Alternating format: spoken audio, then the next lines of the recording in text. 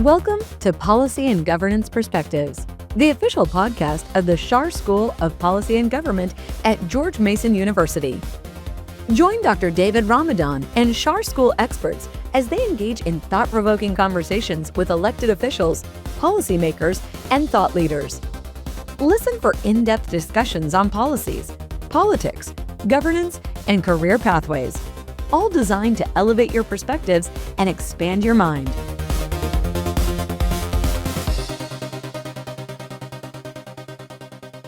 Welcome to another episode of Policy and Governance Perspectives, the official podcast of the Schar School of Policy and Government at George Mason University. I am your host, Dr. David Ramadan. Today's episode is about memory, politics, and who gets remembered. The Persisterhood Project is an oral history initiative launched at George Mason to collect and preserve the stories of women activists from 2016 to the present. Its premise is simple and powerful. If women in political and grassroots movements do not tell their own stories, too many of those stories will be lost. Joining me is Dr. Robbin Warner, Research Affiliate Faculty at the Schar School and founder and co-director of the Persisterhood Project, as well as Abbi Tesreau, one of the project's founding student researchers and a student in my graduate American government class this semester. Today, we'll talk about why this project began, what it preserves, how oral history differs from the commentary or journalism, and how students can help build this archive of women's political experience. Dr. Warner, Abbi, welcome to the show. Thank you. Thank you for having us. All right, let's start in the big picture here. The why was it started? Robbin. Let's start from the beginning. What is the Persisterhood Project, and what gap did you think was needed to be filled? Thanks for asking. Well, the Persisterhood Project is about collecting and preserving the stories of women who got active because staying quiet was no longer an option. For many, that moment came after the 2016 election, when attacks on women's rights, immigrants, voting rights, and freedom of the press made it clear that something was broken. So women stepped up, spoke out, and got to work. History shows again and again when change happens, women are there, organizing, leading, pushing movements forward, but too often, our stories are overlooked. At the Persisterhood Project, we're not letting that happen again. Thanks to today's technology, Zoom, and the cameras in our pockets, we can capture these stories easily and thoughtfully while the memories are still fresh. And timing couldn't be more important. Right now, there are very real efforts to censor, rewrite, and erase parts of history. And that's exactly why this project matters. When we record our stories, we help make sure they can't be erased. And when we say preserve, we mean truly preserve.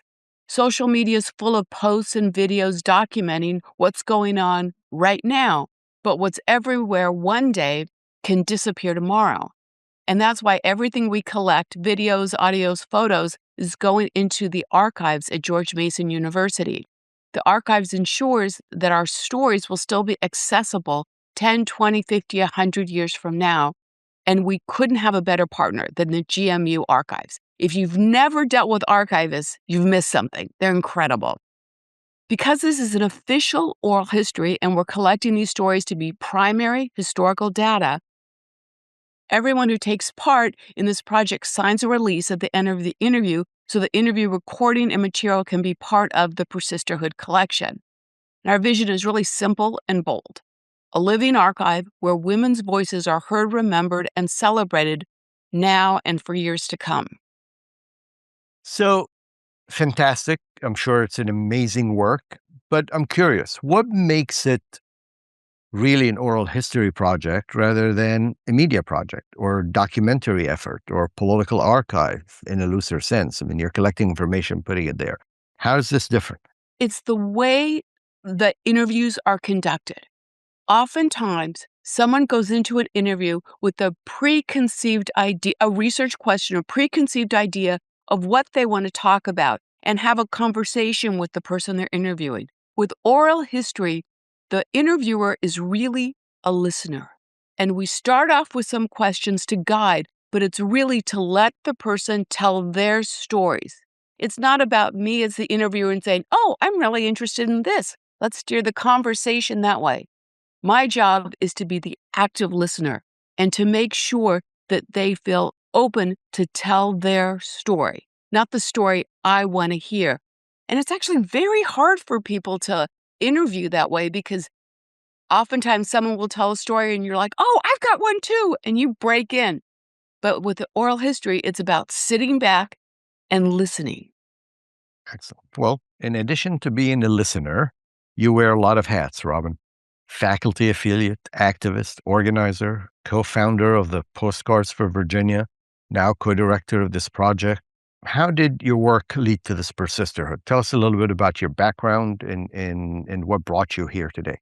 Well, actually, believe it or not, my dissertation, which rarely ever happens, right? Usually when we write a dissertation, it's on some very archaic topic and no one ever reads it but your mom, right? But I'm not sure my mom read mine.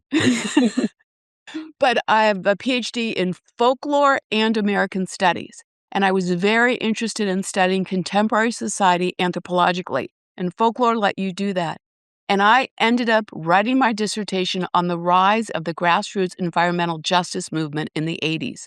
So I spent time interviewing like the Love Canal activists way back when, and basically got very seeped into social justice and organizing and social movements. And my question was, why did people's worldview change? Why do these women who had never voted before all of a sudden start chaining themselves to the mayor's desk?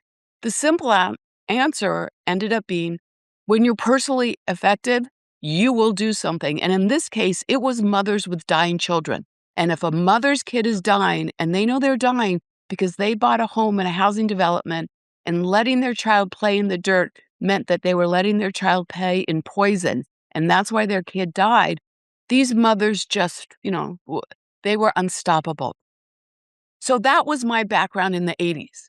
Then come up, and I've been a faculty member. I taught at George Mason in the English department, loved it there. Then I moved on to Washington University, because as we all know in academia, to move up, you often have to move over. But I stayed associated with George Mason through the National Writing Project and all these years. But when Trump was elected and the Women's March happened, I saw early on the beginning of a movement. Because I had studied so many movements historically, it was very easy to see that a movement was bubbling. Why? Because all of a sudden the people started talking about a march. There was no organization actually producing the march. People were talking about it. And here I live in Alexandria, Virginia. My sister-in-law in Portland tells me she's flying out with her 2 daughters-in-laws. My cousin in Boston is flying down. And all the people were just coming together and doing it.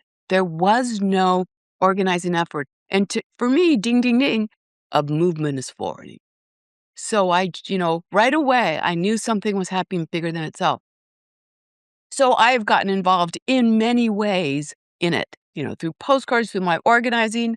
But with this project, as we started moving along, I realized that the story of the grassroots women was absent in the press. For example, when Northam won in 2017, Northam won for governor. It was an incredible grassroots effort to get all those delegates to win in Northam. I'm at a debrief. His campaign's on the stage, and they're saying, we don't know how we did it. And all these activists were in the audience going like, we know how we did it. What are we, chopped liver? And I kept seeing that again and again, that other, what do they say? Failure is an orphan, but the victor has a million. So I just kept seeing the grassroots activists not getting recognition for all that they were doing, especially the women, and especially older women, because older women are invisible. So I put all that together and I thought, I went to graduate school in folklore, spent lots of time doing oral history, and all my girlfriends are professional oral historians. So you just, I did the old girlfriend routine, and I got all my girlfriends together and said, "What do you think?" And they all said, "Great, we're in." That's great. I can feel the passion in what you're working on there. Let's bring it back to Mason. What does it mean to have this project rooted at George Mason and within the Shar School ecosystem in particular? Start with Mason. Mason being, the big public university in Virginia. So much of the activism in America today started in Virginia. And I thought it only made sense that it would be here. I can't not say that my, warm feelings about Mason didn't impact that. So I'll put that on the table. I knew it was an outstanding institution and they would do a good job.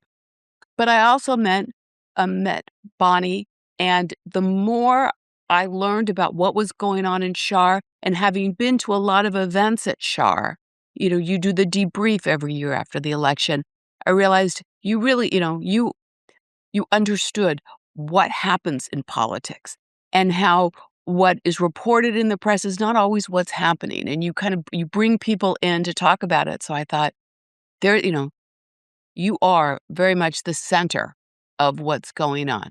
Not that they aren't doing stuff at UVA and other schools, but So, do you see this project, the Persisterhood Project, primarily as a preservation, or is it also a form of civic education? And if so, how can it be used?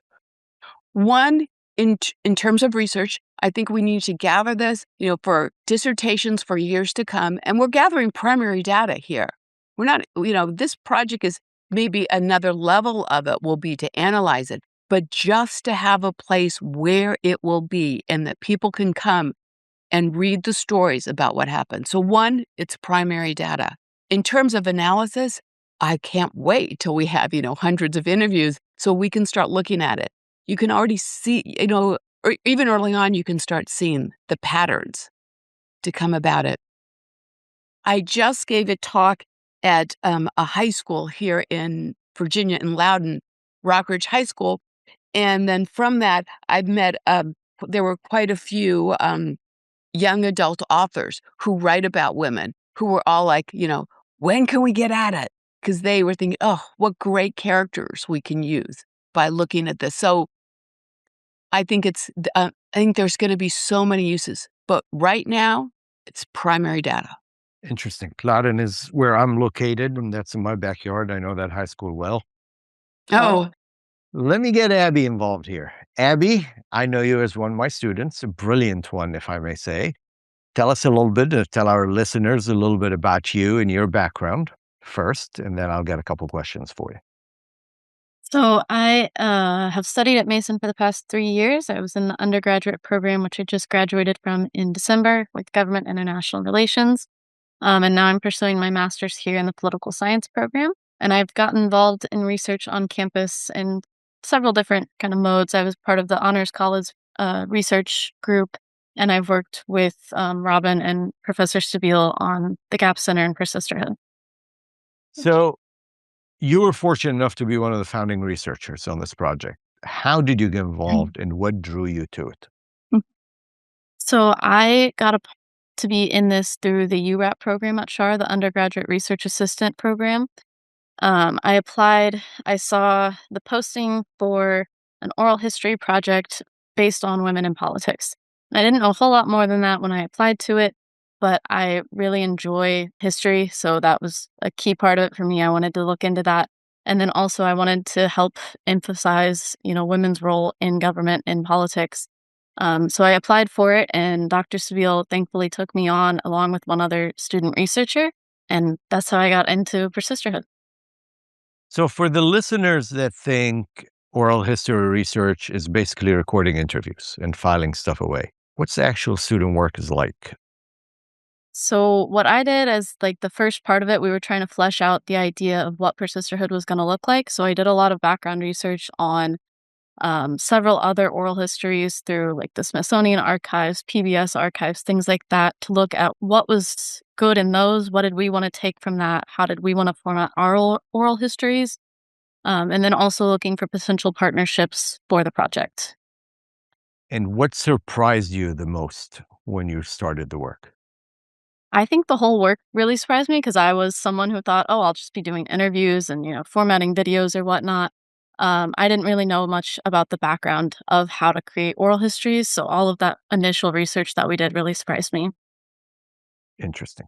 All right. Now get a couple questions to both of you. You take it, whoever would like to take it first.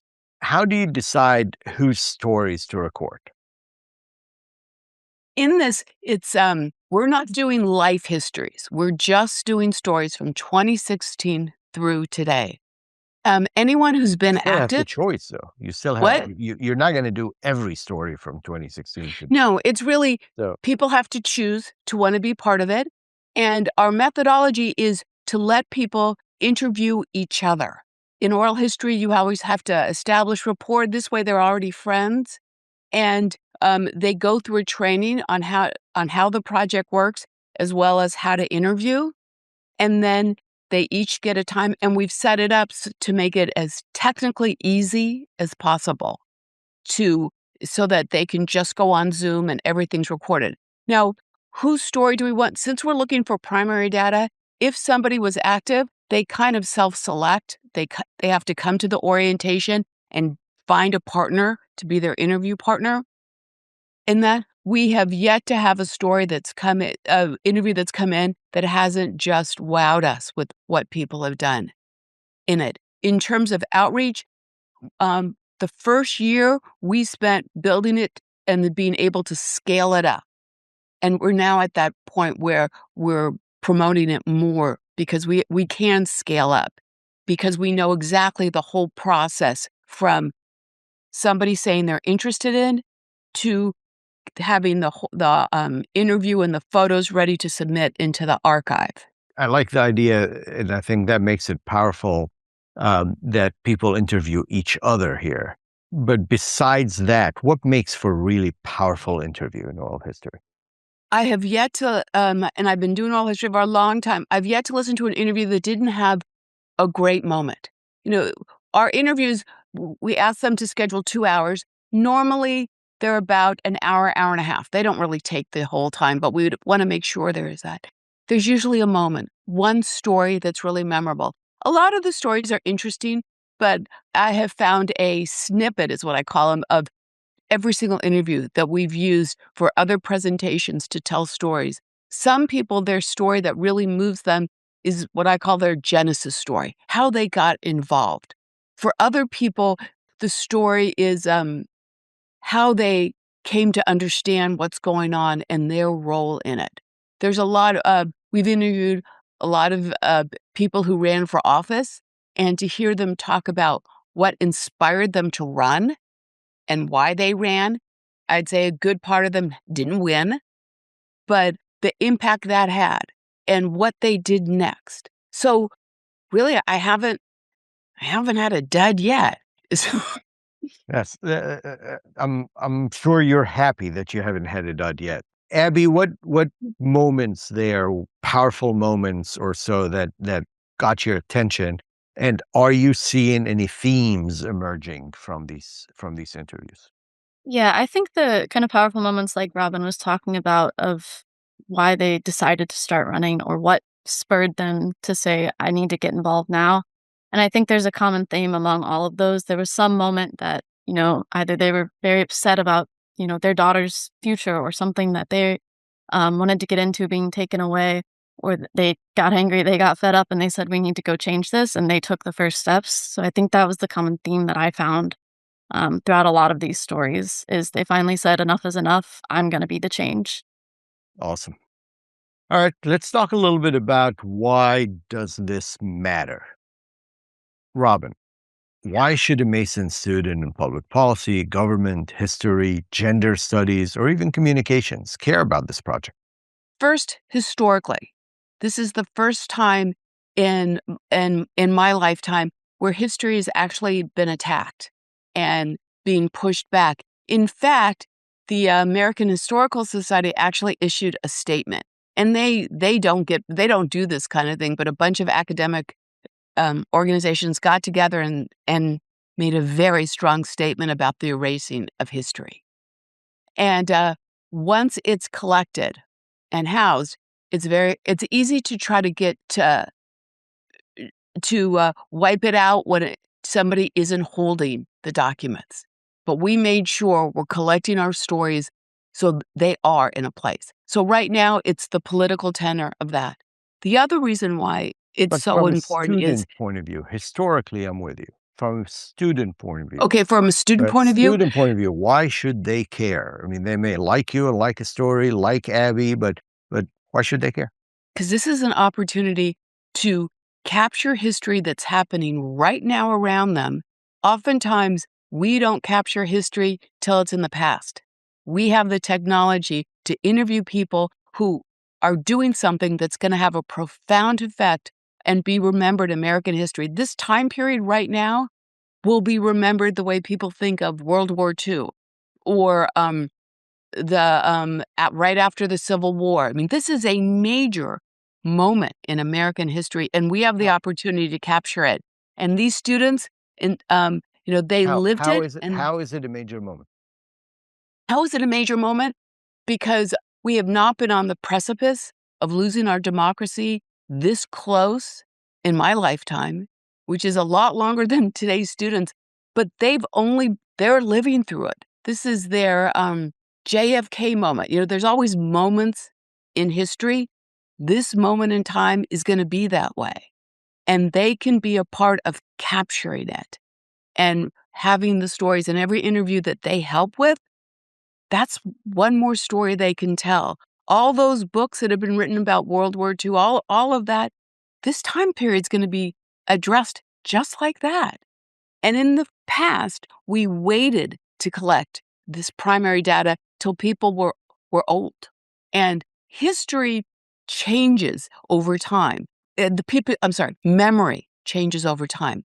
So being able to talk to people who have a profound effect on what's happening today while it's still fresh in their mind. So, for example, you talk to people about the 60s movements, and they think, oh, everyone got along so well back then. And I'm like, really? Have you ever looked at the primary doctorate? But we tend to romanticize things. Everybody got along. But Love, pot, and sex, right? That was the 60s. right. But now, you can talk to people and they'll tell you what went on very candidly. So, Abby, if one of your colleagues, if one of our students at CHAR or any of the other schools listen to this episode and say, I want in, what are the real entry points? What should they be doing? Well, if they want in on the Persisterhood Project specifically, you can go to the website, you can sign up to be a volunteer, you can list your strengths, what you're good at, and they'll email you back, hook you up, get you in the project, get you going. If you're interested in things a little more broadly along the gender and policy line, getting in with the GAP Center, going to their events, or emailing Dr. Stabile, she runs the GAP Center, or any professor in there saying, I want to help with research, or I have a research topic that I want to get into.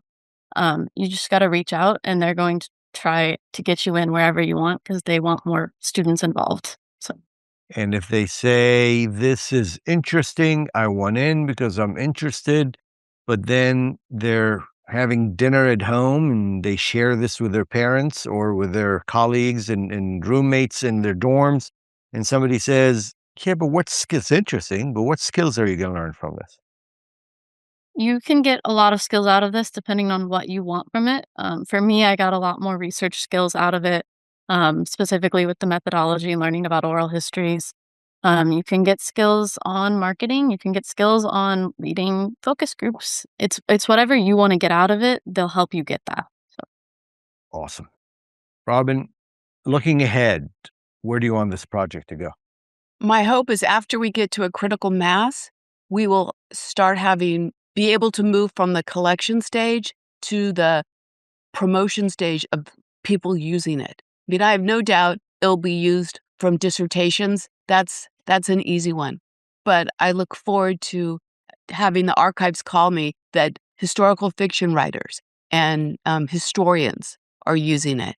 And wouldn't it be great if people went to it because they want to do documentary movies?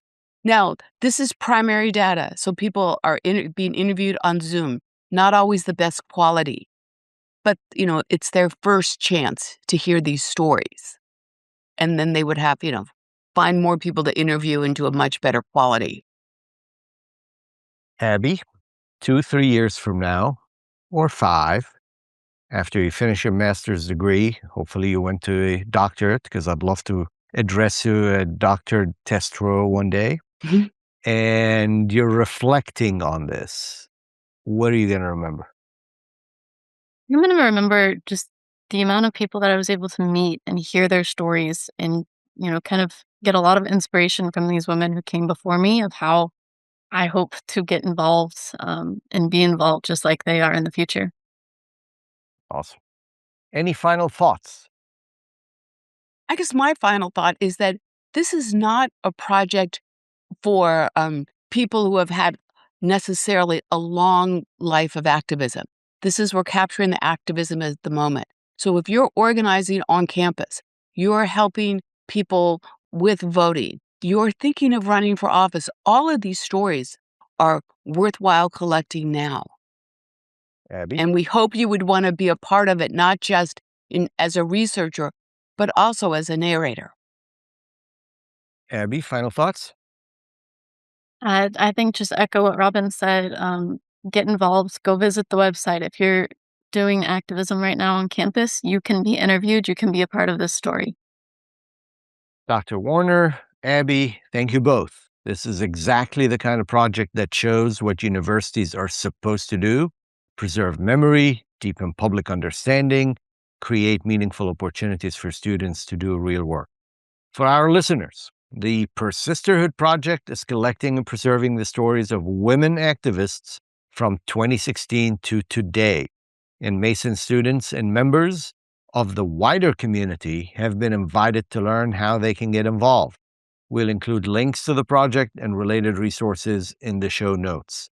You can find this and all episodes of Policy and Governance Perspectives at char.gmu.edu/podcast or wherever you get your podcasts. I'm Dr. David Ramadan. Until next time, stay informed, stay engaged, and make sure somebody's telling the story.